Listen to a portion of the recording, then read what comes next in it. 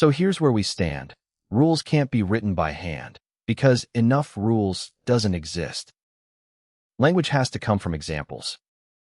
And the machine, left alone with examples, with a pile of text, can do exactly one thing to it without our help: count things in it. Which words appear, what follows what, how often. That's the whole toolkit. Let's see how far counting goes. The first idea that would pop up in common sense: count which words a sentence contains, and treat that as what the sentence is. And this breaks before we've even built it. Dog bites man, and man bites dog contain exactly the same words, in the same counts, and mean opposite things. Order carries meaning, and we just threw order away on purpose. Fine, keep order, then, and be lazy about it. Store every full sentence we ever see, and when a new one arrives, look it up. But run the experiment on any real pile of text, and you find something strange about language. A few phrases repeat constantly, and almost everything else occurs exactly once. Most sentences you will ever hear have never been said before, in that exact form, and never will be again. The lookup stays almost entirely empty no matter how much text you feed it. That same horizon from last time. So split the difference. Don't memorize whole sentences, and don't throw order away. Count short sequences. How often does cat follow the? How often does sat follow the cat? Then, to produce language, do the obvious thing with those counts. Look at the last word or two, and pick a next word in proportion to how often it actually followed them. No grammar anywhere. No dictionary. Just a table of tallies and a die to roll. And this works uncomfortably well for something so dumb. The text it generates flows. Each pair of neighboring words is one a real writer has used.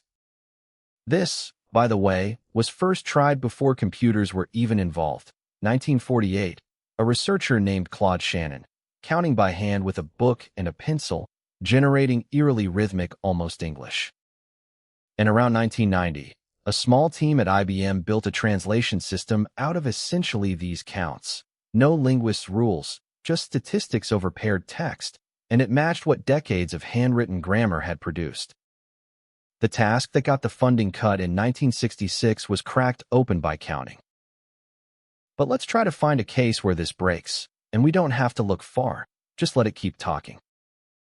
The cat the dog likes the cat sat on the rug the. Every two-word hop is fine.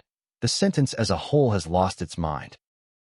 The model looks 1 or 2 words back, so 10 words back might as well be last year.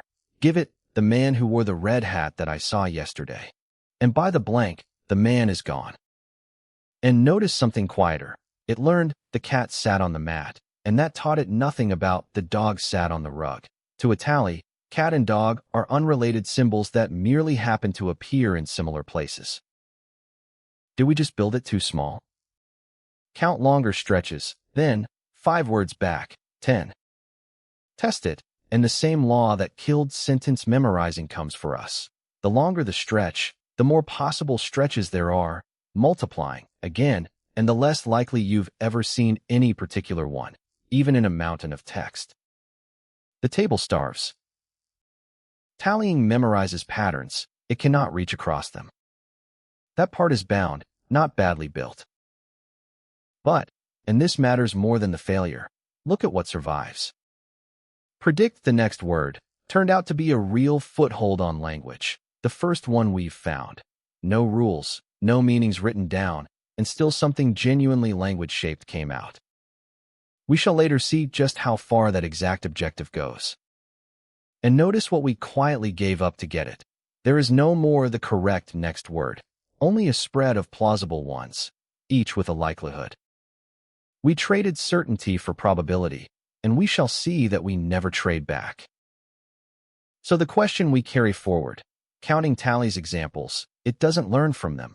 More text just means bigger tallies. What we want is a machine that actually gets better with practice, the way a person does. But gets better is a human phrase. How do you turn it into a procedure, something a machine can do mechanically, step by step, with nobody watching.